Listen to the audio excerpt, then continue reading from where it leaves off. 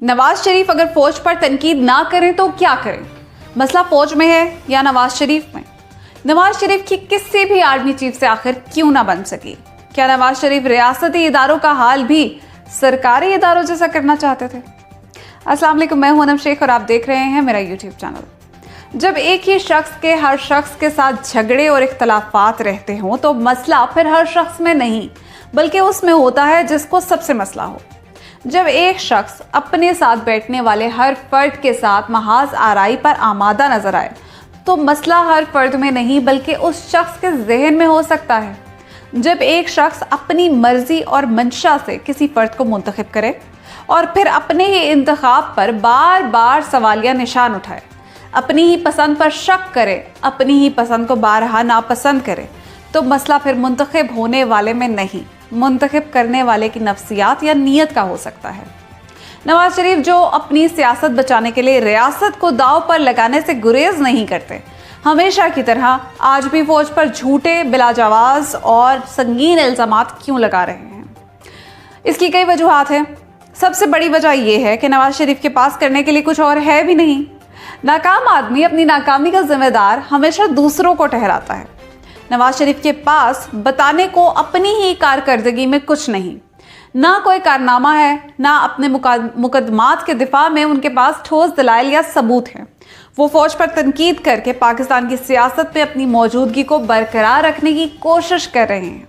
नवाज शरीफ की ख्वाहिश और कोशिश यही है कि अवाम उनको भूल ना जाएं, अवाम उनको मुकम्मल तौर पर फरामोश ना कर दें। इसलिए वो चीख चीख कर अपनी मौजूदगी का एहसास दिला रहे हैं। तारीख गवाह है कि नवाज शरीफ की किसी भी आर्मी चीफ से ना बन सकी, उनसे भी नहीं जिनको नवाज शरीफ ने खुद लगाया। जनरल आसिफ नवाज को आर्मी चीफ लगाया मगर बात ना बन सकी। जनरल वहीद काकड़ से भी झगड़ा रहा। जनरल जहांगीर करामत को भी नवाज शरीफ ने बरतरफ किया। जनरल परवेज मुशर्रफ को आर्मी चीफ बनाने वाले भी नवाज शरीफ थे और हटाने वाले भी नवाज शरीफ थे। जनरल राहील शरीफ को आर्मी चीफ नवाज शरीफ ने बनाया, लेकिन उनके साथ भी नवाज शरीफ साहब के ताल्लुकात बेहतर ना बन सके। जनरल कमर जावेद बाजवा को भी आर्मी चीफ नवाज शरीफ ने लगाया, लेकिन इनसे भी बात ना बन सकी। क्यों? कोई एक आर्मी चीफ भी नवाज शरीफ के मेयार पर पूरा ना उतर सका, क्योंकि पाक फौज के किसी एक सिपा सालार को नवाज शरीफ बर्दाश्त ना कर सके। नवाज शरीफ खुद आर्मी चीफ लगाते और फिर खुद ही हटाते। क्या सारे आर्मी चीफ गैर जमहूरी थे? क्या सारे आर्मी चीफ नवाज शरीफ के दुश्मन थे? क्या किसी आर्मी चीफ के पास दुनिया का और कोई काम ही नहीं बचा था जो वो नवाज शरीफ के पीछे पड़ गया? पाकिस्तान के एक तरफ भारत, दूसरी तरफ अफगानिस्तान, अमेरिका एतबार के लायक नहीं, कर्जों का बोझ, डू मोर का मुतालबा, FATF का दबाव, अंदरूनी और बहरूनी दहशतगर्दी जैसे खतरनाक चैलेंजेस, इन सब को छोड़कर पाक फौज का हर आर्मी चीफ नवाज शरीफ की हुकूमत के पीछे पड़ जाए, क्या ये बात अकल तस्लीम करती है? बिल्कुल नहीं। फिर शक तो नवाज शरीफ की पॉलिसियों और उनके फैसलों पर होगा। सवाल तो नवाज शरीफ की नीयत और उनके इरादों पर उठेंगे कि नवाज शरीफ ऐसा क्या करना चाहते थे जो वो किसी भी आर्मी चीफ के लिए काबिल कबूल ना था। नवाज शरीफ की पॉलिसी और उनकी सोच क्या थी जिसको हकीकत का रंग देने के लिए उनको हर आर्मी चीफ को बरतरफ करना पड़ा, या फिर बात मार्शल लॉ की जानिब गई? ये सवाल रियासती इदारों से नहीं बल्कि जमहूरियत के अलमबरदारों से होना चाहिए। तहकीकात उनकी होनी चाहिए जिन्होंने मुल्की मफादात पर ज़ाती मफादात को तरजीह दी। अवाम आज तक समझ नहीं पाई कि मसला नवाज शरीफ को है या मसला खुद नवाज शरीफ है। नवाज शरीफ की तकरीर और तनकीद अपने फैसलों पर है। साकिब निसार को जज बनाने वाले भी नवाज शरीफ थे और उन पर इल्ज़ाम लगाने वाले भी नवाज शरीफ हैं। जस्टिस जावेद इकबाल को चेयरमैन बनाने वाले भी नवाज शरीफ थे और उन पर लानत मलामत करने वाले भी नवाज शरीफ हैं। चीफ इलेक्शन कमिश्नर लगाने वाले भी नवाज शरीफ थे, उन पर तनकीद करने वाले भी नवाज शरीफ हैं। RTS टेक्नोलॉजी लाने वाले भी नवाज शरीफ थे, उस पर अदम एतमाद करने वाले भी नवाज शरीफ हैं। नजरिए का हाल ये है कि जो कुछ ऑपोजिशन में कहा वो इक्तदार में आकर भूल गए, और जो कुछ इक्तदार में किया वो ऑपोजिशन में जाकर मुकर गए। ज़ियाउल हक की गोद में बैठकर सियासत सीखी और जनरल परवेज मुशर्रफ से डील की। अपनी सियासी जमात को हमेशा जमहूरियत से दूर रखा। वजीर आज़म हो तो बड़ा भाई, छोटा भाई वजीर आला, औलाद, रिश्तेदार और अजीज अहबाब ओहदों पर, समदी इसहाक डार 84 कमेटियों के अकेले सरबराह। अपोजिशन में हो तो शहबाज शरीफ मरकज, हमजा शहबाज पंजाब में अपोजिशन लीडर, पार्टी का मामला हो तो नवाज शरीफ कायद, शहबाज शरीफ सदर, शहबाज शरीफ जेल में हो तो पार्टी मरियम नवाज के पास। वफादारी का आलम यह है कि अपनी ही जमात के मोहम्मद खान जुनेजू को धोखा दिया, बेनज़ीर की हुकूमत गिराने में पेश रहे, फारूक लगारी को भी चलता किया, गुलाम मुस्तफ़ा जतोई के खिलाफ साजिशें की, गुलाम इसहाक का पत्ता भी नवाज शरीफ ने साफ किया, आसिफ जरदारी को बार बार धोखा दिया, अपने कारकुनों को मुश्किल हालत में छोड़कर जनरल मुशर्रफ से डील करके खुद बैरून मुल्क फरार हो गए, वोट को इज्जत दो का नारा लगाकर अवाम को सड़कों पर आने का कहा और खुद बीमारी का बहाना बनाकर आज भी लंदन में बैठे हैं। इसके बावजूद खुद को पाकिस्तान का सबसे बड़ा मजलूम साबित करने पर बज़िद हैं।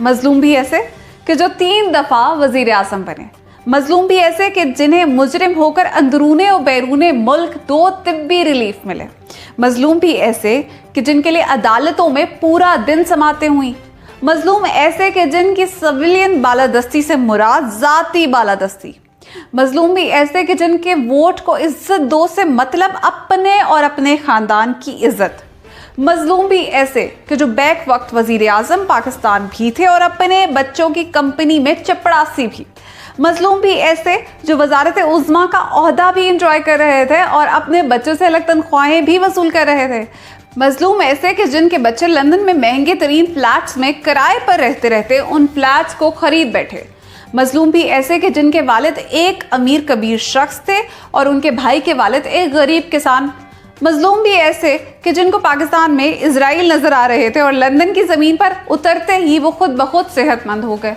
मजलूम ऐसे कि जो पाकिस्तान में किसी भी वक्त मौत के मुंह में जा सकते थे और लंदन जाकर अस्पताल जाने का नाम ही नहीं ले रहे, मजलूम ऐसे कि जो पाकिस्तान में हार्ट के मरीज थे और लंदन में दांत चेक करवा रहे हैं। नाअहल होने के बाद से लेकर अब तक नवाज शरीफ ने हर जलसा ना पाकिस्तान के लिए किया, ना पाकिस्तान की आवाम के लिए, बल्कि फौज के खिलाफ किया और फिर अपनी ज़ात को फ़ायदा देने के लिए, अपनी शिकस्त को साजिश का नाम देने के लिए, अपनी नाकामियों का मलबा दूसरों पर डालने के लिए आज नवाज शरीफ एक हज़ियानी और हिजानी कैफियत का शिकार हैं। अवाम इनको मुस्तरद कर चुके हैं। पाकिस्तान में इनका कोई सियासी मुस्तकबिल नहीं है। नवाज शरीफ के बयानात या मरियम नवाज के जलसे हुकूमत और रियासती इदारों को धमकाने की आखिरी कोशिश है। वो इस उम्मीद में है कि इंतशार फैलाकर वो हुकूमत और फौज की तवज्जो कहीं और मोड़ दें और पाकिस्तान से ख़ानदान समेत फरार हो जाएं, या फिर इनको एक बार फिर NRO मिल जाए।